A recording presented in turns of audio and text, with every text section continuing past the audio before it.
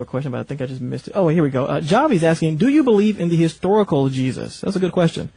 Yeah, I was thinking about writing a book about this because I get the question a lot, and I unfortunately get quoted as someone who thinks that Jesus didn't exist, which I think is really very strange because I've written an entire book on what Jesus said and did. Okay.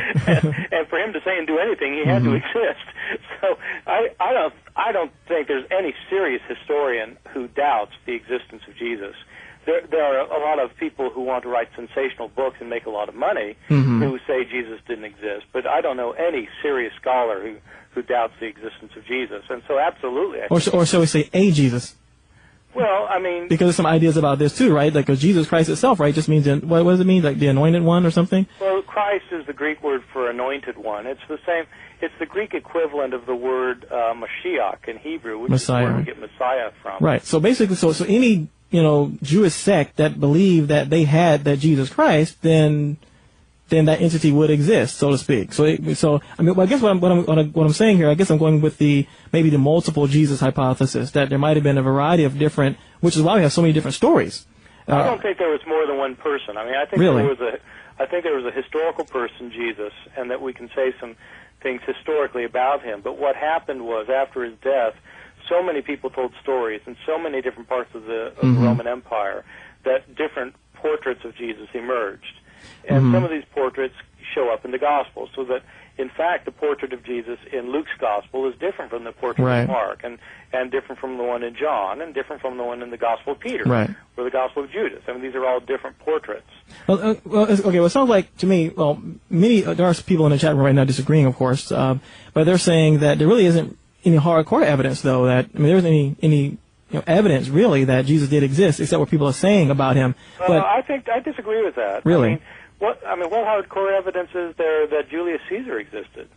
Well, this is the same kind of argument apologists use, by the way, for the existence of Jesus, by the way. What's that? They like to say the same thing you just said just then about, well, what kind of evidence we have for Judas? Well, I mean, it's just a typical, it's a historical point. Right. I mean, how do you establish the historical existence Well, of any I guess from the past? I guess it depends on the claims. It depends on the claims that people have made during that particular time about a particular person and their influence on society. I mean, there are.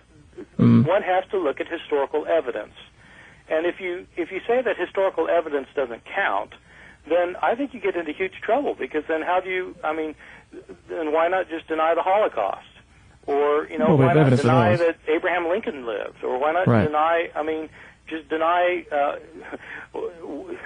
I think these things. I think it matters what happened in history. Right. Well, what I like to say is the way I like to word it this way, because I mean, really. I think we do have more evidence for those things you mentioned than we probably do Jesus Christ. But I like to tell people, well, what harm would it do? Because especially the information that you have just now about even if there was a Jesus, the book of Mark shows us that there was an embellishment way after anyway. Well, I mean, but there are people who want to know what Jesus really did say. Right. And that assumes that he really existed. And that we can't know. You have to look at the evidence. What is the evidence? Because even that we cannot know for sure. But I guess you would say we can look at the earliest manuscripts that date to around when he should have existed or something, or what? What do we have? Because we don't have anything that exists until after he died, allegedly, right? About him, you mean? Right, about Jesus. Well, that's true of everyone. Well, not really. Aren't there some? I thought there were some. Well, I guess so. But I thought that there were some contemporary. That there are some writers who'd write about people as they existed, like with Julius Caesar, weren't there? But Julie, we don't have anybody from that time talking to us now. All we have are ancient records. Right, but again, all we have for Jesus are ancient records. But we don't have any ancient records of anyone who wrote about Jesus while he was alive, do we? No, absolutely not. And that's the difference. Just as we don't have for billions of people who lived in the past that we're pretty sure existed. I mean, we have more evidence for Jesus than we have for almost anybody from his time period. So, I mean, I'm not saying this as a believer. I'm not a believer, but as a historian, I'm just saying that you can't just kind of dismiss it and say, well, we don't know.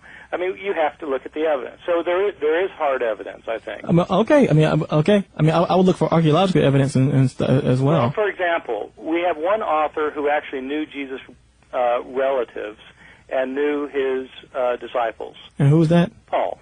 How do we know that? Because we have Paul's letters. How do we know he didn't lie about it? Why would he lie about it? Well, there. See, the point. But there are people. There are people. But Paul says things about Jesus as off-the-cuff comments, where he's not making a point. And see, that's very important to historians. In other words, a historian wants to find disinterested comments. Right.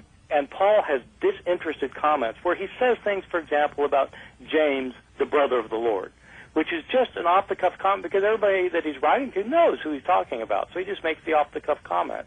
That's very important information. And that is, and that is if he wrote them. Disciples. Now, if he even wrote that comment about the 12 disciples, if in fact, so the whole point is that you've got a disinterested comment from somebody who actually knew these people. If he even wrote that, though, correct? Because isn't there some? No, there's no doubt about Paul writing Galatians. Are there some theories that suggest that maybe Paul himself had scribes that wrote for him? Well, every person who wrote epistles in the ancient world dictated them to scribes. Right. So how do we know then that? Well, how do you know Cicero wrote his letters? I don't. I'm not a historian, so I don't know much about Cicero. But no, I am a historian. I'm telling you. But there are some. but there are many historians who disagree with you, aren't they? No, none that I've ever heard of. Oh, really? Well, not serious historians. Not serious historians. Listen, I know thousands of scholars of the ancient world, and I don't know any one of these scholars who doubts that Paul wrote Galatians. Okay. So these are people who've devoted their lives to this, and a lot of them are like me. It's not that I've got a personal investment in Paul. I mean, I'm not even a Christian. Right. I'm just saying, as a historian, there's no doubt Paul wrote Galatians.